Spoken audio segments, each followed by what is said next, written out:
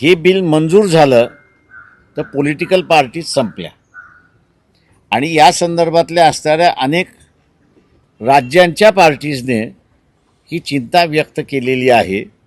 ही चिंता फक्त कोणी व्यक्त केलेली नाही तर NCP ज्यांचं सिंबॉल तुतारी आहे त्यांनीच या संदर्भातलं वक्तव्य केलेलं नाही अशी परिस्थिती आहे। इलेक्शन ही लोकांच्या इच्छेप्रमाणे 5 वर्षाच्या आतमध्ये लोकांनी इच्छा व्यक्त केली नाही तर नियमाप्रमाणे 5 वर्षानंतर इलेक्शन होणार। आता पहिला बळी जो गेला की लोकांच्या इच्छेचा असणारा बळी गेला की त्यांना असं वाटतंय की आपण निवडून दिलेला प्रतिनिधी यांनी आता विश्वास गमावलेला आहे आणि म्हणून पुन्हा निवडणुका जायच्या आहेत। हा बेसिक फीचर जो आहे तो बेसिक फीचरच आपण त्या ठिकाणी हाणून पाडतोय अशी असणारी परिस्थिती आहे। पण असं एक लक्षात घ्या, मतदार राजा की निवडून आलेला प्रतिनिधी हा राजा, हे बिल नेमकं काय साधतंय तर हे बिल 5 वर्षासाठी निवडून दिलेलं सरकार कायम राहील ही त्या ठिकाणी बघतं। त्याच्यामुळे डिक्टेटरशिप ही येण्याचा मार्ग मोकळा झाला हे आपण असणारं लक्षात घ्या।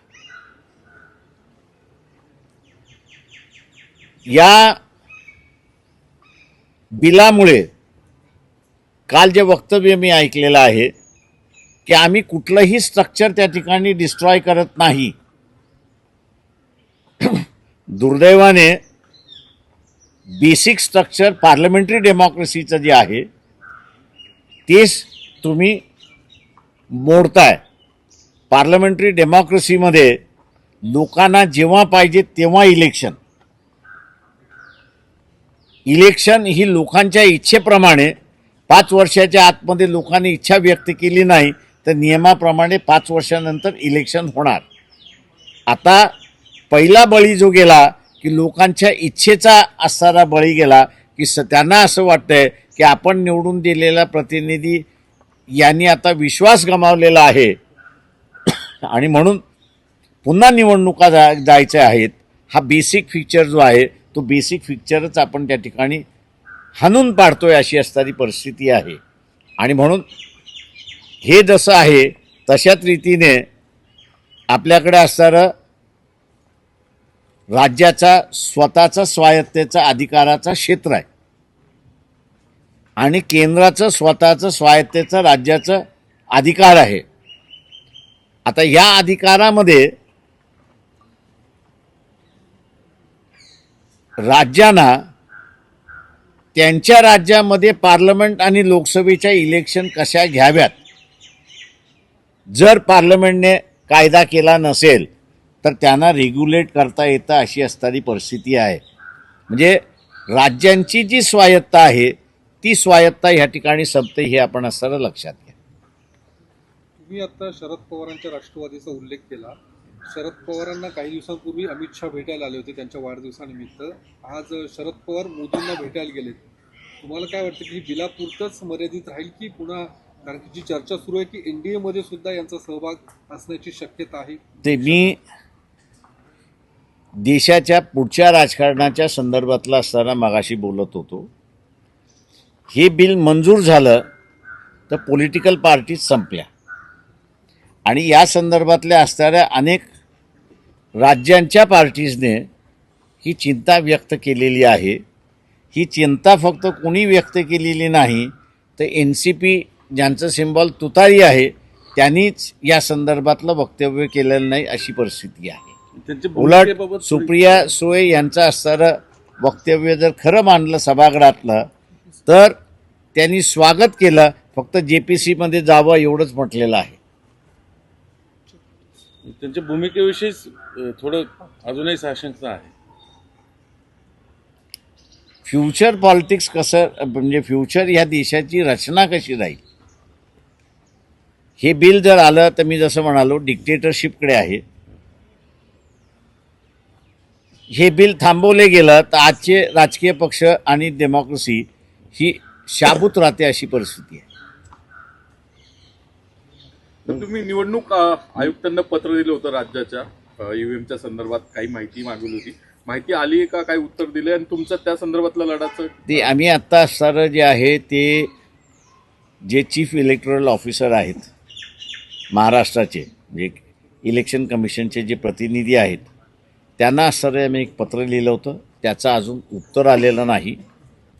आम्ही ह्या 30 तारखेपर्यंत असणारं त्यांचं उत्तर येतं काय हे पाहणार आहोत. त्या पत्रामध्ये आम्ही असणारं म्हणालो होतो की इलेक्शन कमिशनची वेबसाईट अशी म्हणते की 6 नंतर 75 लाखाचं मतदान झालेलं आहे. आता त्याची फोड काही जण सांगतात की 5 आणि 6 मध्ये झालेलं मतदान जे आहे तेही इन्क्लूड आहे असं त्या ठिकाणी सांगितलं जाते. आम्ही त्याचं डिस्प्यूट करत नाही आहोत. आम्ही एवढंच फक्त त्यांना असं विचारलेलं आहे की 6 नंतरचं जे मतदान झालेलं आहे पोलिंग स्टेशन्सवरती, त्या प्रत्येक पोलिंग स्टेशनवरती नियम असा आहे की त्याला काउंटर द्यावं लागतं, म्हणजे त्याला असं टोकन द्यावं लागतं. तर ते टोकन दिले आहेत का, आणि ते टोकन दिले असतील तर किती टोकन दिलेले आहेत याचे फिगर्स आम्ही असं त्या ठिकाणी मागितलेले आहेत. काही रिटर्निंग ऑफिसरकडे सुद्धा आम्ही असं ती माहिती मागितलेली आहे. काही रिटर्निंग ऑफिसरने आमच्या इथं किती टोकन वाटप करण्यात आले अख्ख्या विधानसभा मतदारसंघामध्ये त्याचीही त्यांनी असणारी आकडेवारी दिलेली आहे. त्यांचेच काहीतरी 20 खासदार गैरहजर राहिले होते. त्याच्यावरती पहिले एक विषय होईल. म्हणजे मी असं म्हणेन काँग्रेस पक्षाकडे 5-6 दिवस आहेत या संदर्भातली भूमिका घेण्याच्या संदर्भातलं. जे 2 बिल इंट्रोड्यूस केलेले आहेत, एक युनियन टेरिटरीसाठी आणि एक नॉन युनियन टेरिटरीसाठी. काँग्रेसने ह्या जर 5-6 दिवसामध्ये भूमिका घेतली नाही तर हे बिल मंजूर होऊन जाईल असं मी त्या ठिकाणी मानतोय. आणि हे बिल ह्याच्यातलं मंजूर झालं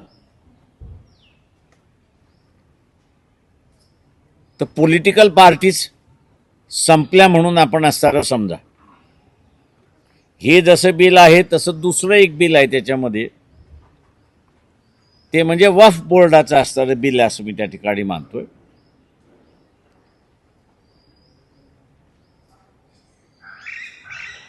हे 5-6 दिवस माझ्या अंदाजानं येणाऱ्या पुढच्या कालावधीला शेप देतील असं मी त्या ठिकाणी मानतोय. आणि मी जसं म्हणालो की काँग्रेसच्या भूमिकेवरती फार मोठी मदार आहे अशी परिस्थिती आहे.